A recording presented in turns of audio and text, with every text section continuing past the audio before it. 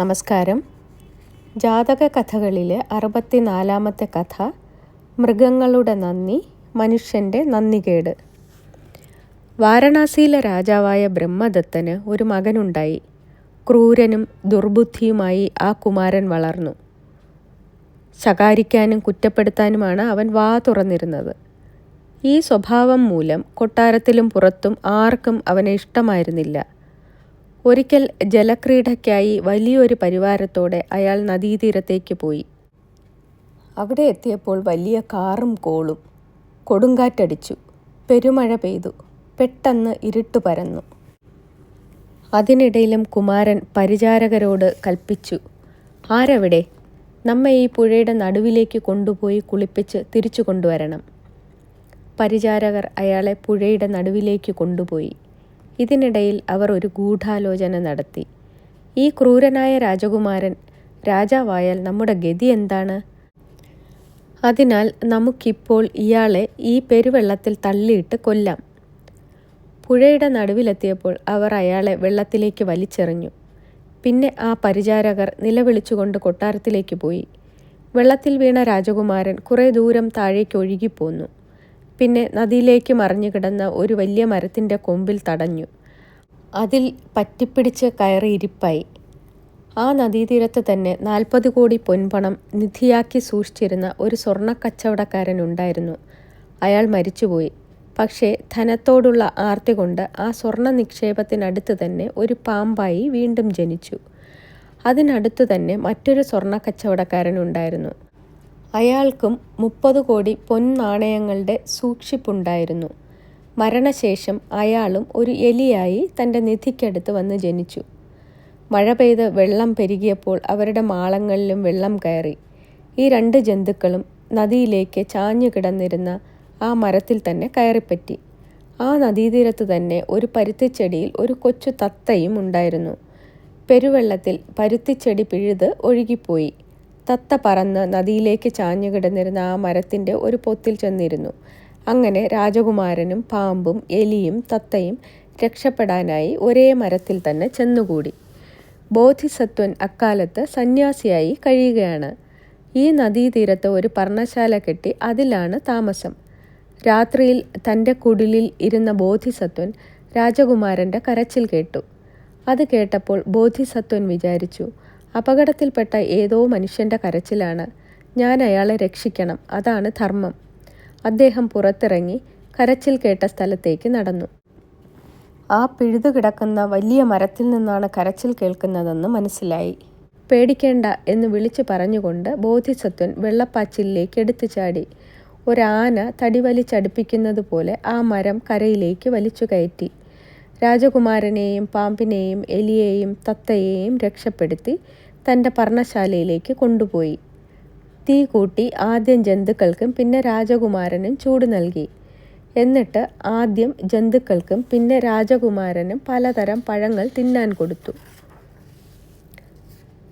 ദുർബലരായ ജീവികളെ ആദ്യം സഹായിക്കുകയാണ് ധർമ്മം. അതുകൊണ്ടാണ് ബോധിസത്വൻ അങ്ങനെ ചെയ്തത്. പക്ഷേ അത് രാജകുമാരന് തീരെ പിടിച്ചില്ല. അവൻ ഉള്ളിൽ കരുതി, ഈ സന്യാസി തെമ്മാടിയാണ്. ഞാനൊരു രാജകുമാരനാണെന്ന് അറിഞ്ഞിട്ടും അയാൾ എനിക്ക് ഒരു പ്രാധാന്യവും തരുന്നില്ല.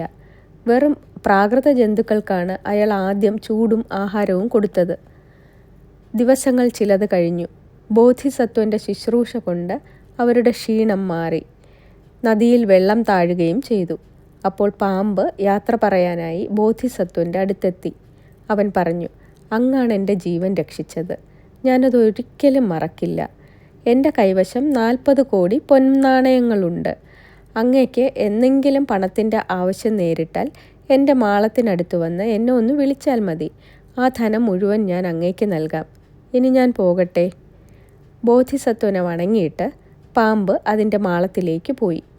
യാത്ര പറയാൻ നേരം എലിയും ഇങ്ങനെ തന്നെ പറഞ്ഞു, അങ്ങേക്ക് എപ്പോഴെങ്കിലും പണത്തിൻ്റെ ആവശ്യം നേരിട്ടാൽ എന്നെ ഒന്ന് വിളിച്ചാൽ മതി.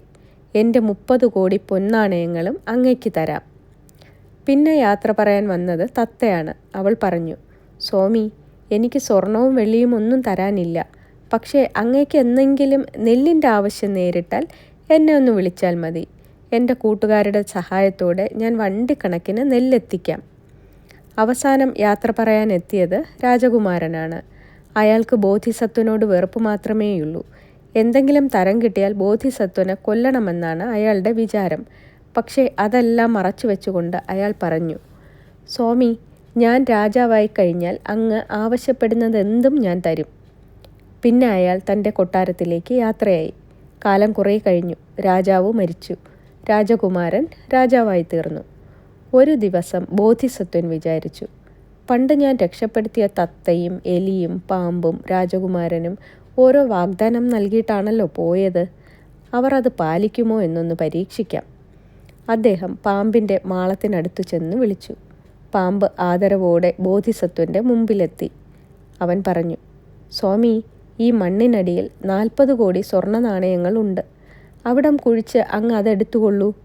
അത് കേട്ട് ബോധിസത്വൻ പറഞ്ഞു, ഇപ്പോഴെനിക്ക് ധനം ആവശ്യമില്ല. ആവശ്യമുണ്ടാകുമ്പോൾ തീർച്ചയായും ഞാനത് സ്വീകരിച്ചു കൊള്ളാം. പിന്നെ അദ്ദേഹം എലിയുടെ അടുത്തെത്തി. എലിയും തൻ്റെ ധനം മുഴുവൻ അദ്ദേഹത്തിന് നൽകാൻ തയ്യാറായി. പിന്നെ തത്തയുടെ ഊഴമായി. അദ്ദേഹത്തിന് നെല്ല് ആവശ്യമുണ്ടോ എന്ന് അവൾ അന്വേഷിച്ചു. എലിയെയും തത്തയെയും അനുഗ്രഹിച്ചിട്ട് അദ്ദേഹം യാത്ര തുടർന്നു. ഒരു ഭിക്ഷുവായി അദ്ദേഹം രാജധാനിയിലേക്ക് പോയി. ഓരോ വീടുകളിൽ നിന്നും ഭിക്ഷ സ്വീകരിച്ച് അദ്ദേഹം തലസ്ഥാന നഗരിയിലെത്തി. രാജാവ് എല്ലാ അലങ്കാരങ്ങളോടും പരിവാരങ്ങളോടും കൂടി നഗരപ്രദക്ഷിണത്തിനിറങ്ങി. ആനപ്പുറത്തായിരുന്നു അദ്ദേഹം സവാരി ചെയ്തത്. ആനപ്പുറത്തിരുന്ന രാജാവ് ഭിക്ഷുവായ ബോധിസത്വൻ വരുന്നത് ദൂരെ നിന്നേ കണ്ടു. രാജാവ് ആലോചിച്ചു, അതാ ആ തെമ്മാടി സന്യാസി വരുന്നു. എൻ്റെ അടുത്തു നിന്ന് വല്ലതും പിടുങ്ങാനാവും അവൻ്റെ വരവ്. പണ്ടെന്നെ രക്ഷിച്ച വിവരം വെളിപ്പെടുത്തുന്നതിന് മുമ്പേ അവനെ കൊല്ലണം. രാജാവ് സേനാപതിയെ വിളിച്ചു പറഞ്ഞു, അതാ അകലെ നിന്നും ഒരു കള്ള സന്യാസി വരുന്നു. അവനൊരു അപശകുനമാണ്.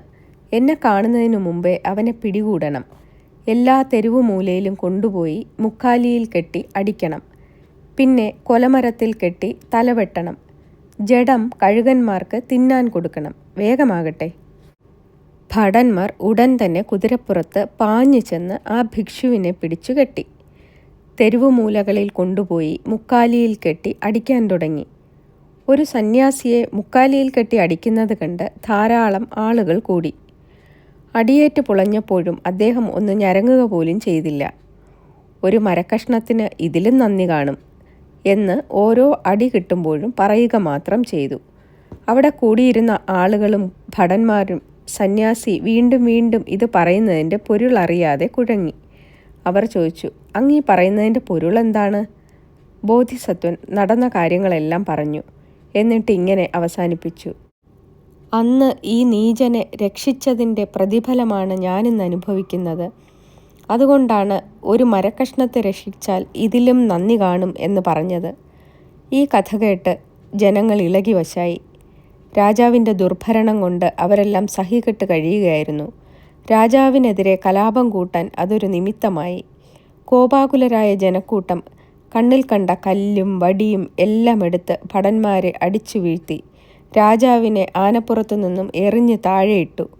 ആർത്തു വിളിച്ചുകൊണ്ട് രാജാവിനെ അവർ തല്ലിക്കൊന്നു. ആ ജഡം അവർ ഓടയിൽ പൂഴ്ത്തിയിട്ടു. പിന്നെ ബോധിസത്വനെ അവർ രാജാവാക്കി. രാജാവായി കഴിഞ്ഞപ്പോൾ അദ്ദേഹം പഴയ പാമ്പിനെയും എലിയെയും സമീപിച്ചു. അവരുടെ പക്കലുണ്ടായിരുന്ന സ്വർണം മുഴുവൻ കുഴിച്ചെടുത്ത് രാജഭണ്ഡാരത്തിലേക്ക് മുതൽ കൂട്ടി.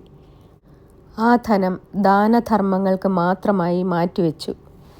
നെല്ല് ആവശ്യമുണ്ടായിട്ടും തത്തയെക്കൊണ്ട് നെല്ല് സംഭരിച്ചില്ല. നാട്ടിലെ കൃഷിക്കാർ ചെയ്തുണ്ടാക്കുന്ന നെല്ല് ചൂഷണം ചെയ്യുന്നത് ശരിയല്ലല്ലോ. അദ്ദേഹം പാമ്പിനെയും എലിയെയും തത്തയെയും കൊട്ടാരത്തിൽ കൊണ്ടുവന്നു. അവർക്ക് സ്വർണം കൊണ്ടുള്ള മാളങ്ങളും കൂടുകളും ഉണ്ടാക്കി കൊടുത്തു. രാജകീയമായ ഭക്ഷണവും ഏർപ്പാട് ചെയ്തു. ബോധിസത്വൻ ധർമ്മിഷ്ഠനായി ദീർഘകാലം രാജ്യം ഭരിച്ചു. നന്ദി.